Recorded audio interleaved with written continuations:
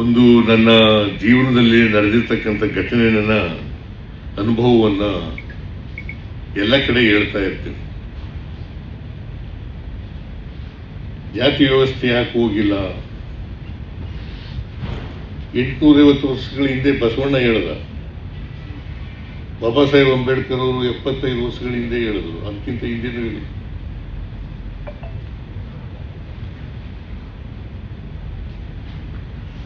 ನಾನು BSc ಓದ್ತಾ ಇರುವಾಗ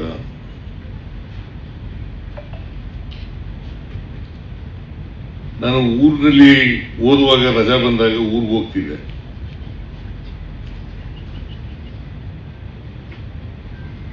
ನಮ್ಮಪ್ಪ ಒಂದು ಕೆಲಸ ವಹಿಸಿದ ನನಗೆ. ಅದೇನಪ್ಪ ಅಂತಂದ್ರೆ, ಮನೇಲಿ ಇರ್ತಕ್ಕಂಥ ದನಕರುಗಳಿಗೆ ಮಧ್ಯಾಹ್ನದ ವೇಳೆ ನೀರು ಕುಡಿಸೋದು. ನಾನು ಆ ಕೆಲಸನ ಚಾಚು ತಪ್ಪದೇನೆ ಮಾಡ್ತಿದ್ದೆ. ಆಗ ಬೋರ್ವೆಲ್ಗಳು ಇರಲಿಲ್ಲ, ಸೇರ ಬಾವಿಗಳಿರ್ತಿದ್ದವು, ಓಪನ್ ವೆಲ್ಗಳು.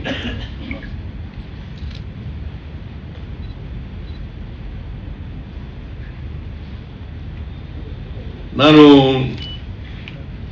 ಬಾವಿಯಿಂದ ನೀರು ತಗೊಬಂದು ದನಕರುಗಳಿಗೆ ಕುಡಿಸ್ತಿದ್ದೆ.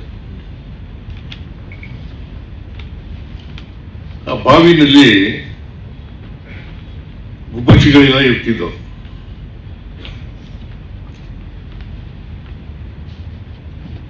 ಆ ಗುಬ್ಬಚ್ಚಿಗಳು ಎಲ್ಲ ಗೂಡು ಕಟ್ಕೊತಿದ್ವಲ್ಲ,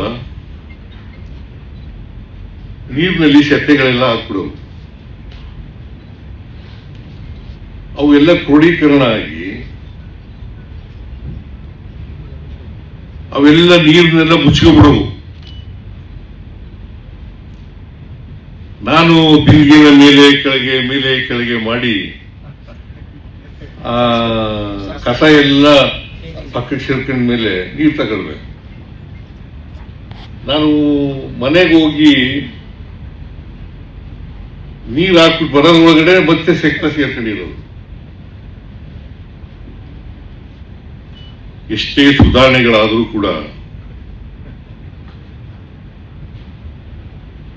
ಜಾತಿ ವ್ಯವಸ್ಥೆ ಇದೆಯಲ್ಲ, ಗಟ್ಟಿಯಾಗಿ ಉಳ್ಕೊಬಿಟ್ಟದೆ.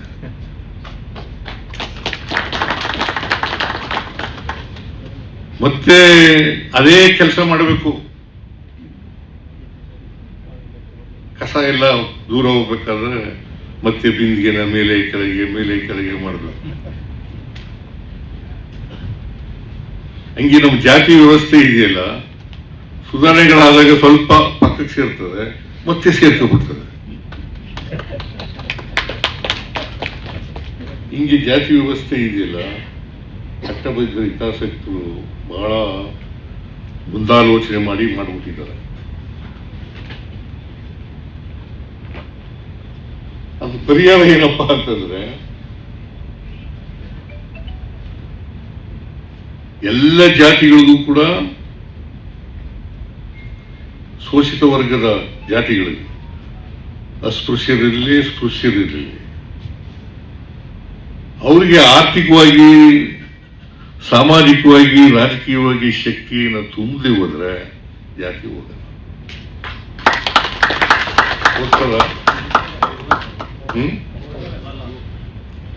ಹೋಗಲ್ಲ. ನಾನು ಅನುಭವ ಇದನ್ನ 3-4 ವರ್ಷ ಮಾಡಿದೆ. ನಾನು BSc ಓದುವಾಗ, ಲಾ ಓದುವಾಗ ಇವನ್ನೆಲ್ಲ ಮಾಡ್ತಾ ಇದ್ದೆ. ಅನುಭವದ ಮಾತು ಇದು.